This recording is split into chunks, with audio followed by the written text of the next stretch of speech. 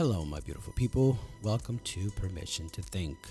I'm Edwin Rustrian, and I'm glad you're joining me today.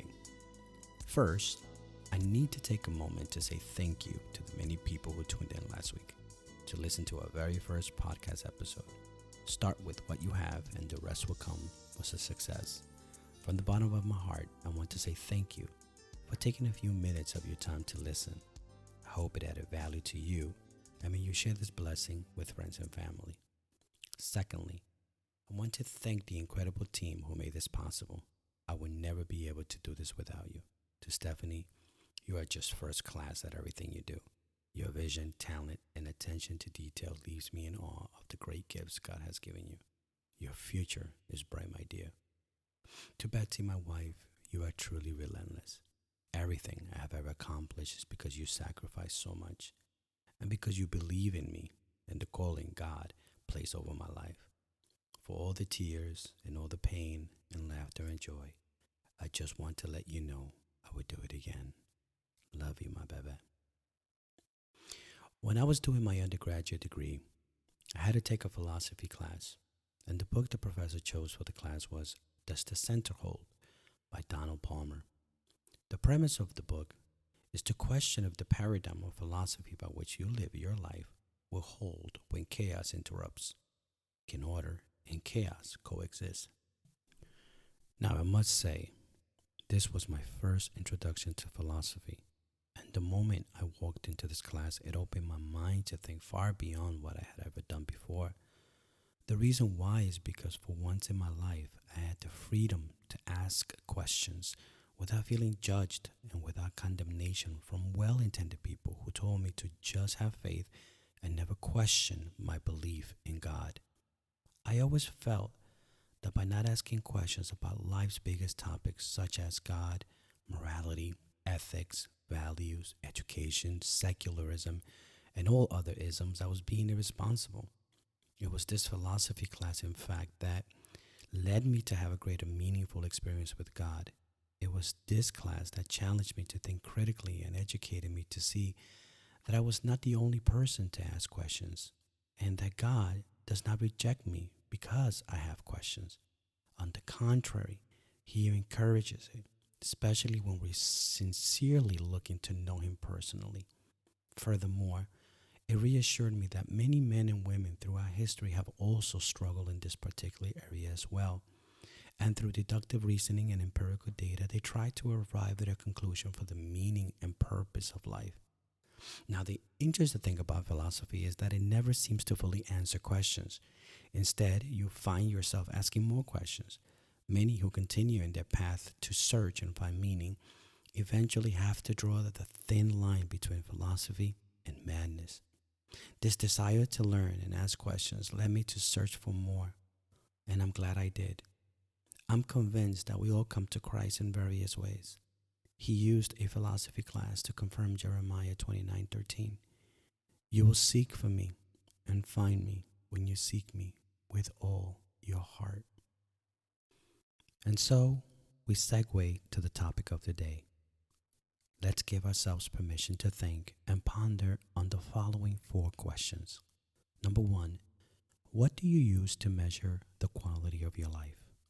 Number 2, what evidence can others see in you that reflect a solid and sound paradigm or philosophy by which you live? Number 3, how do you make decisions? Remember, not making a decision is a decision. Number 4, did Jesus teach on values?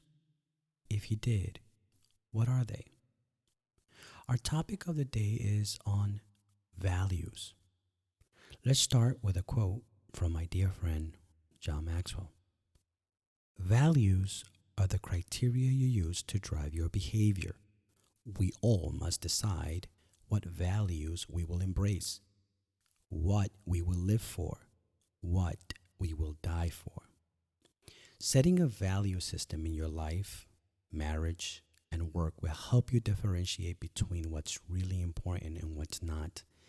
This is particularly true regarding finances, faith, communication, and long-term decisions. Living life without having a value system is like a ship without a compass or rudder. You and your family will be at the mercy of the waves of life, tossing you back and forth. Do you make decisions using a value system? When was the last time you made a decision using a value system? How did it turn out? And we return to the question, did Jesus have a value system? Let's look at Matthew chapter 7 from verse 24 to 27. Therefore, whoever hears these sayings of mine and does them, I will liken him to a wise man who built his house on the rock. And the rain descended, and the floods came, and the winds blew and beat on that house, and it did not fall, for it was founded on the rock. But everyone who hears these sayings of mine and does not do them will be like a foolish man who built his house on the sand. And the rain descended, and the floods came, and the winds blew and beat on that house, and it fell. And great was its fall. On what or who are you building your house, your life, your finances, your future, your children? Many times, life hits hard. Many times, we find that chaos comes into our home. Many times, the floods come in. Many times, the rain just keeps pouring. The winds blow. And what gets you through those tough moments, it's what you have set, what I have set as a solid foundation that will carry us through those very difficult times. The most recent moment that we all can think of is through this pandemic. And during the lockdowns and when people had to quarantine and no one can go anywhere, our very essence of our values was tested. The way our marriages, many of them have fallen to the wayside, many relationships broken, children who unfortunately suffered emotional and verbal abuse, families who cannot maintain their homes and financially and eventually ended up, some of them homeless or in shelters. It's hard. It's hard when chaos comes into our homes. It's difficult to desire to continue to live when you feel that every moment you try to get up, it just knocks you down. And it is in those moments that our values and where we are grounded and who we are grounded on that makes all the difference in the world.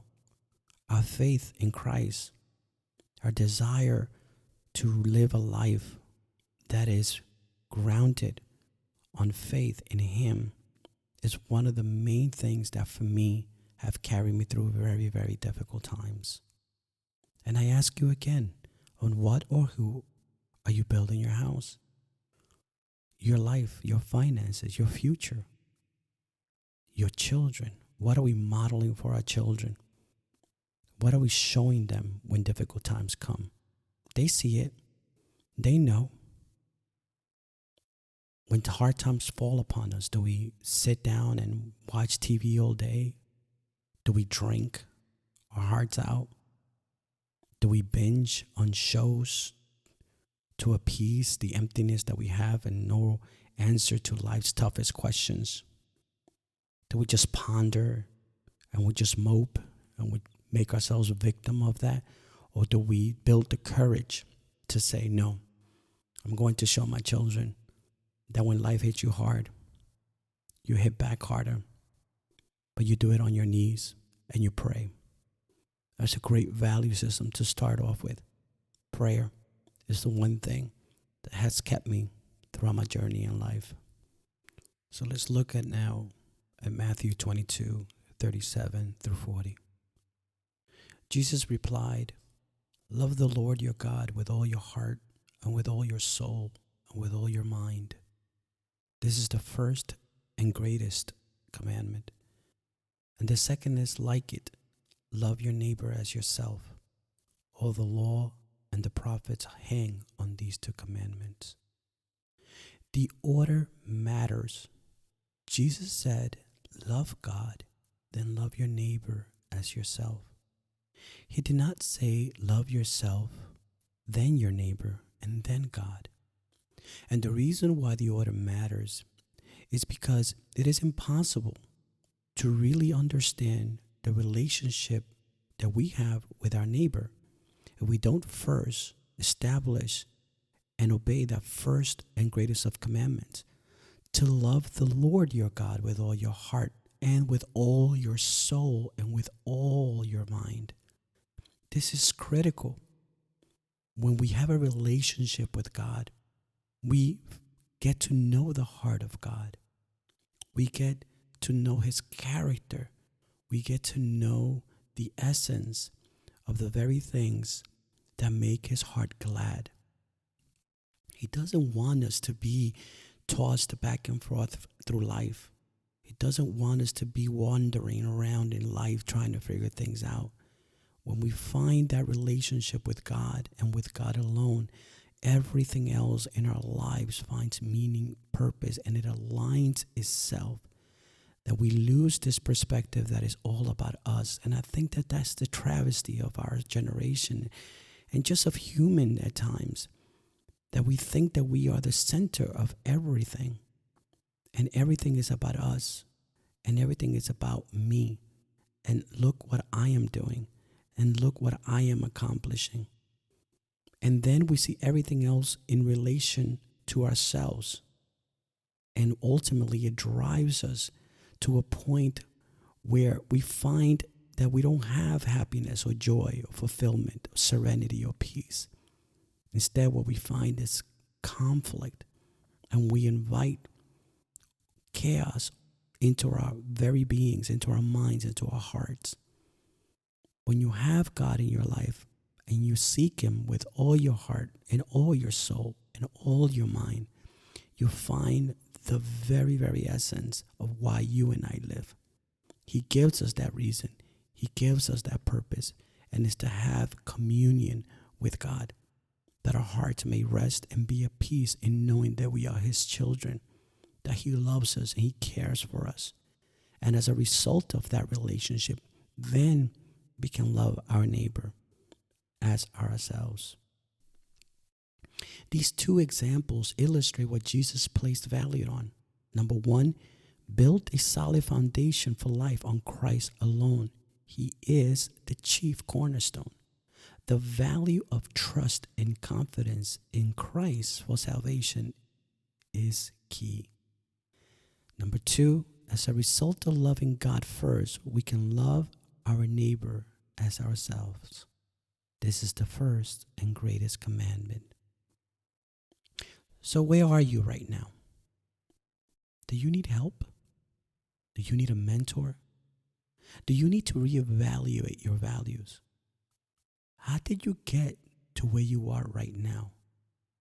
Well, I can tell you that everything begins with a thought. Thoughts matter and matter greatly. Where we are is because of the way we think. Our thoughts lead us to the life we have and potentially to the life we desire. Over and over again, you will hear me perhaps quote a book that has impacted my life greatly. And I read this book every month because it has changed my life. This book is called As a Man Thinketh. It's an old book. It was written by James Allen. But in it, he writes these beautiful words. Listen carefully. Man is made or unmade by himself. In the armory of thought, he forges the weapons by which he destroys himself. Only by much searching and mining are gold and diamonds obtained. And a man can find every truth connected with his being if he will dig deeper into the mind of his soul. Have you ever taken time to think about your thoughts? Have you ever examined the impact your thoughts have on your body, health, emotions, and life? Take a few minutes to think deeply about the thoughts you had throughout the day. Were they good thoughts? Were they bad thoughts? Think long and hard about your values. Can you list 10 values by which you live your life? Go ahead. Maybe you want to grab a piece of paper, or maybe you want to list them on your phone, or maybe you just want to record it. Can you think of 10 values by which you live your life? How about 5? How about 3? How about one core value?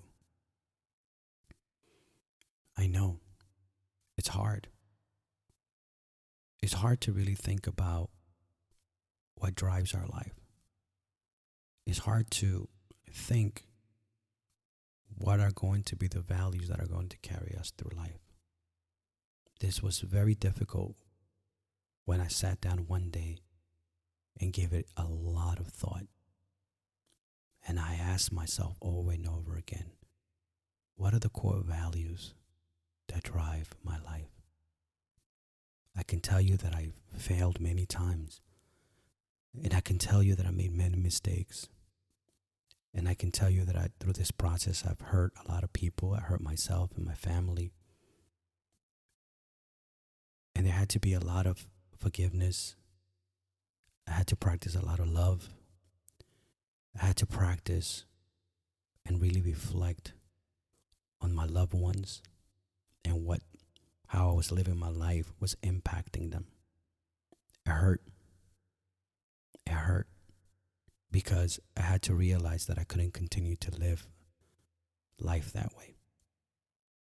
And I had to really push myself to get to the point that I didn't want my life to be lived that way. So I did a 180, and writing those values really shifted my life in a different direction. There's a great book called The Leadership Challenge. I suggest you pick it up. It's a great read, powerful, and I've learned some beautiful, wonderful lessons in that book. There's a quote there that reads, "You can't do what you say if you don't know what you believe. Nor can you do what you say if you don't believe in what you're saying." Please think about that.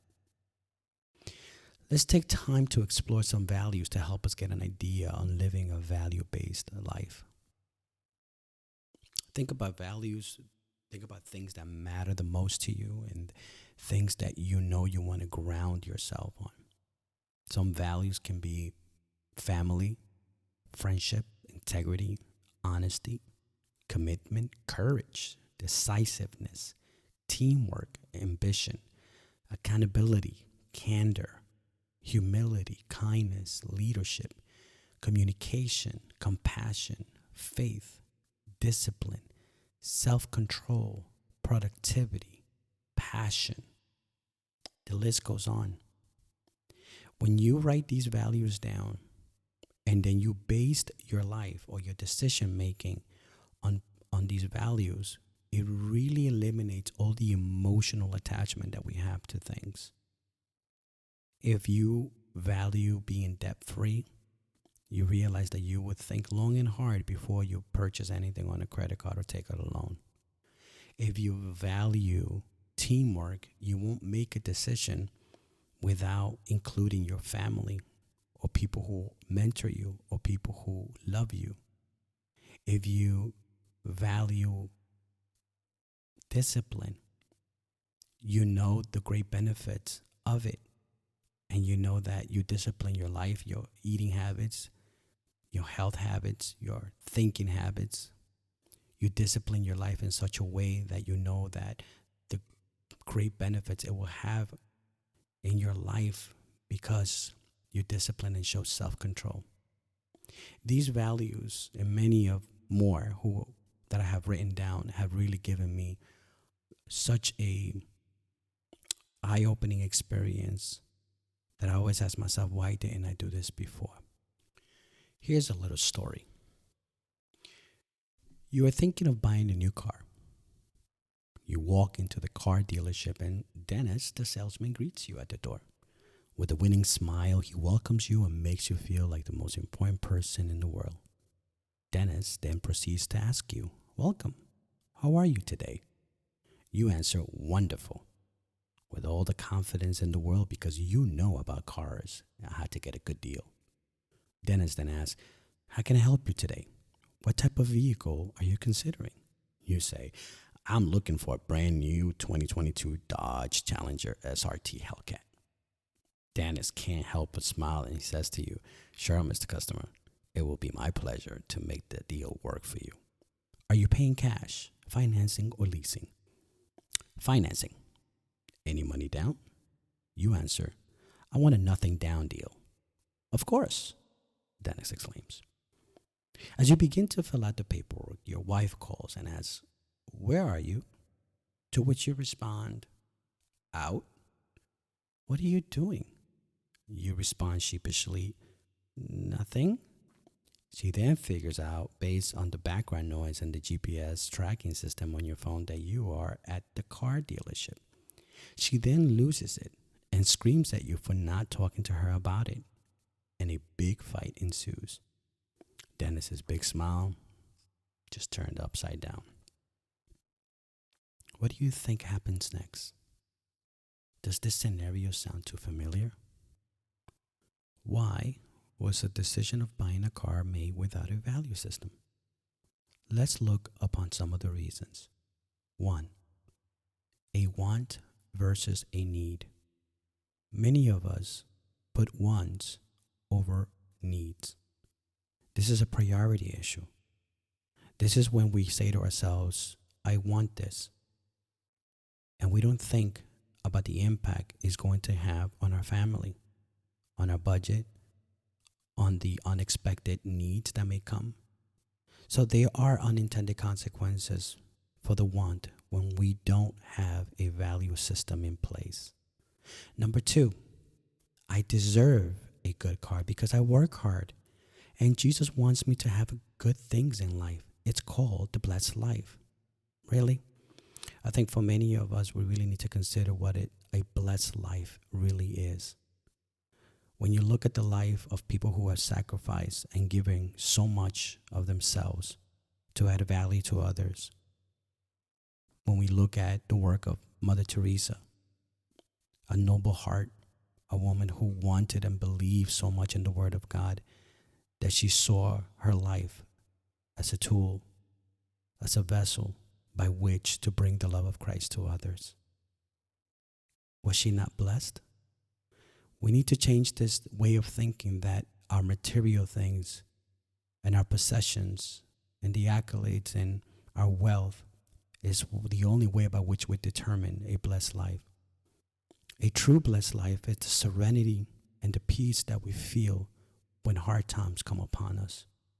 It's the reassurance that is in Christ and Christ alone that nothing in this world can ever take that away from us. And when those things have their right place, is when we understand how wealth, how rich, and how accomplished we may feel at times have their place.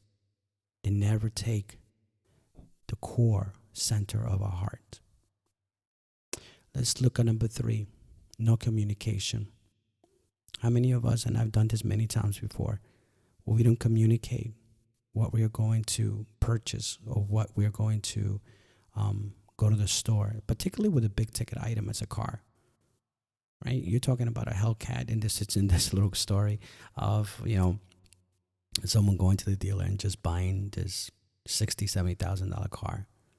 And you make that decision on your own without consulting your spouse and having a conversation and sitting down and making a budget. That's going to bring some problems. Let's look at number 4. Did not value or consider agreeing with the spouse. Yeah, I think in this particular case, maybe the wife has really concern as to how you're going to spend a big chunk of the family budget. Number 5, misplaced motivation. This is where we get in trouble. I think quite often commercials do a great job at this, at motivating us to go and to present the best image of a person having fun, having a great time, and getting some status quo. And this is where motivation comes from. It's very dangerous. Number 6, values debt over saving and investing. This is quite often. I think that many of us think that just because we can make a car payment or we can just make payments that we can afford it. And I think that this is a big lie. I think we present the world an image that is not necessarily true. And I think that that's what we usually hang ourselves up on, is on the image that we want to project to others of what we consider to be successful. And I think this is a matter of really being thoughtful and sitting down and really thinking about who you really are, and more importantly, maybe whose you really are. And the last one, evidence no prayer was made before purchasing. Yeah, the word says that make your request be known to God. Acknowledge the Lord in all your ways, and he shall direct your path. Prayer should be the main driver in our lives. We bring our prayers and our needs to God. He will lead us. He will give a direction. And many times I think I've found in life that I've said no to a lot of things in order so that I may enjoy the true essence and the purpose for which I was created. I think that when we delay instant gratification, we find a greater joy awaits us. And at times, many times over, I'm glad I have delayed that instant gratification for something that is of greater value. Let me share this personal story with you. Many years ago, my wife and I were going through some really, really hard times. At that time, I was driving a truck. I used to drive tractor trailers, and in this particular case, I was driving a truck in the city, and it was in the evening, and I pulled over because I needed some money, and we were struggling. And so I took out maybe like $80 or so. As I'm pulling away from the ATM, this gentleman drives up the curb and he says, "Hey, excuse me." He gives me this story that he's traveling back to Europe, and he has these jackets and he doesn't want to pay taxes on them. And he said, "Look, I just want to get rid of them." He gives me this, really wonderful story. A very charming guy, very convincing. And I looked at the jackets and I looked at, wow, how much do you want for them? And he goes, "Well, you have me 120. And I didn't have the 120. I said, "Well, I only have 80. And he goes, "Yeah, well, that's fine. I'll take that. No problem." And I take these 3 jackets, and as he's giving them to me, he's telling me, the great value and the name brand, and it's a great deal.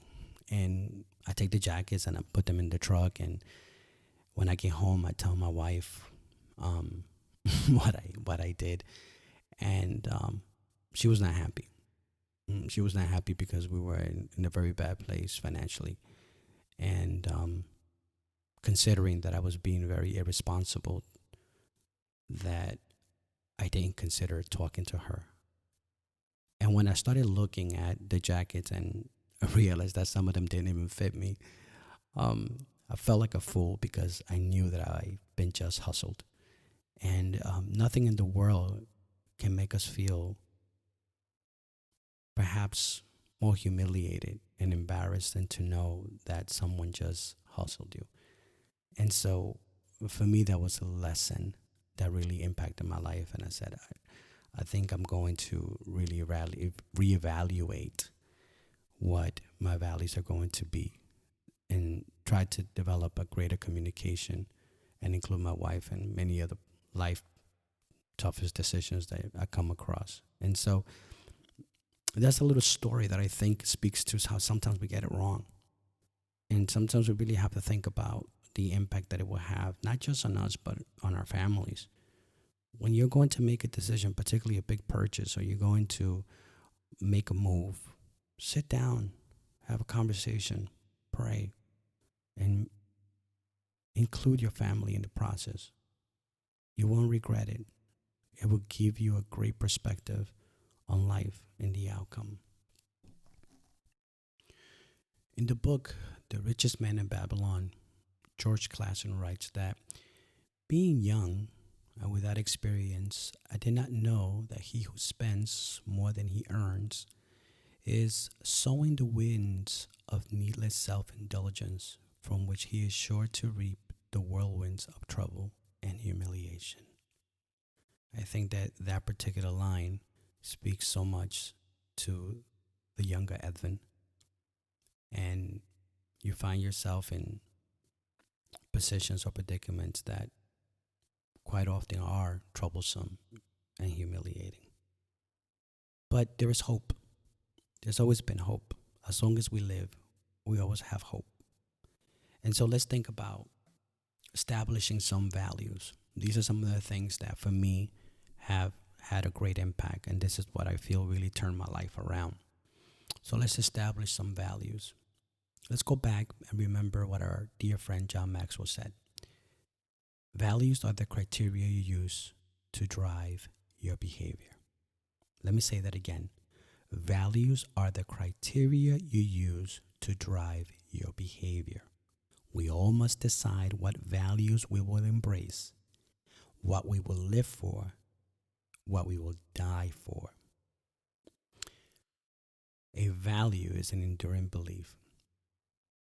Let's look at 3 key principles to start making value-based decisions. Number 1, who are you? Each and every day, your actions, not your words, tell the world who you are. Be watchful and see what others say of you. Do your words match your actions?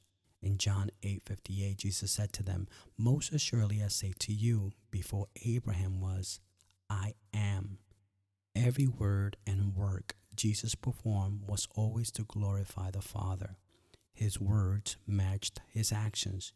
You and I are created in his image. This matters greatly. When you pray, make sure that your prayers and what you're asking God is to bring pleasure to our Father, that your answered prayers will glorify the Father. After all, it is important to understand that we are created in his image and our identity is found in him. Number 2, clarify your values. What do you stand for? Your beliefs, your convictions. When we look back and we read that quote from John Maxwell, values are the criteria you use to drive your behavior. This is so key. If you do not have clarity on what your values are and you have not written them down and you put them somewhere where you can see them in the morning or have them in the car, when you come to a point where you ask yourself, should I buy that? Well, before I make a big purchase, maybe I should really speak to my wife and find out where we are. If not that you're asking permission, is that you have a value system now and you can't just go on. I know I just couldn't do whatever I wanted to. I am responsible. I am responsible for my family. I'm responsible for the children. If I'm going to indulge in something that's going to take food from my children, if I'm going to indulge in something that is going to take away a possible vacation that we can take together and spend more time together, I really need to think about that. So take time to clarify your values. Number 3, making decisions. Let good values lead you in the decision-making process. Values are your guide. They help you navigate through turbulent times. Remember, not making a decision is a decision.